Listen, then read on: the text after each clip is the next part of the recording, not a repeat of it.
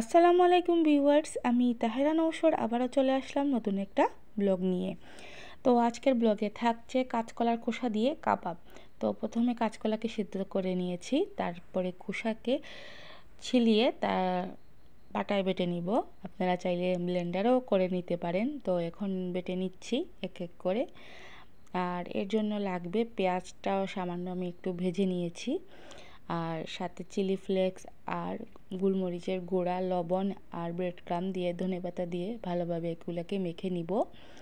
তারপরে এক এক করে গোল শেপ দিয়ে রেডি করে ফেলবো। তারপর ব্রেড ক্রাম্ব দিয়ে আবারও মাখিয়ে নিব।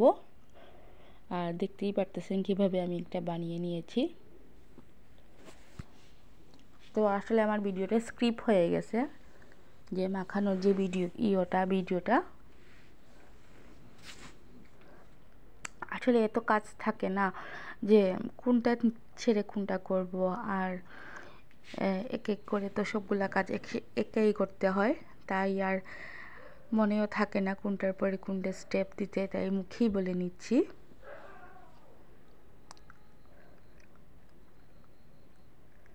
আর এভাবে যদি আপনারা কাবাব বানান খোসা দিয়ে, আসলে আমরা খোসাটা ফেলে দেই অনেক সময়, তো আসলে আপনি চাইলে ব্লেন্ডারে করে নিতে পারেন। আমি যেহেতু পাটায় করে অভ্যস্ত, তাই পাটাই করি সাধারণত। পাটায় করলে আর কি একটু পানি লাগে না, তো ব্লেন্ডারে অনেক সময় পানি দিতে হয়, তাই আমি ব্লেন্ডারে করি না, অনেক সময় পাটাইতেই করি।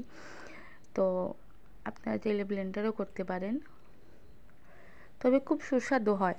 আর চিলি ফ্লেক্সটা একটু ঝাল ঝাল ভাব, সাথে একটু ব্রেড ক্রাম্বও দিয়ে দিবেন, দেখবেন অসাধারণ একটা স্বাদ হয়েছে।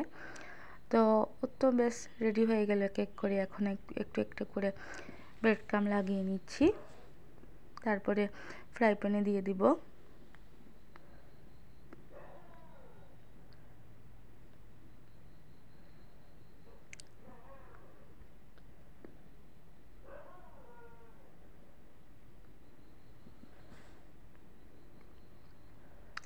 বেশ রেডি হয়ে গেছে এখন আমার কাবাব, কাঁচকলার খোসার কাবাব।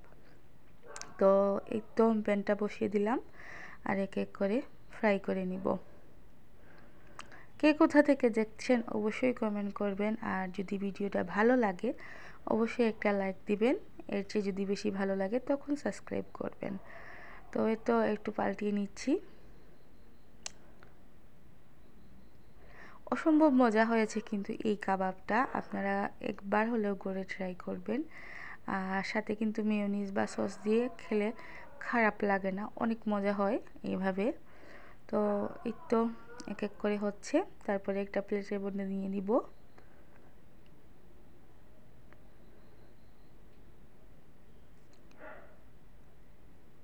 সবাই ভালো থাকবেন এই বলে শেষ করলাম। আসসালামু আলাইকুম।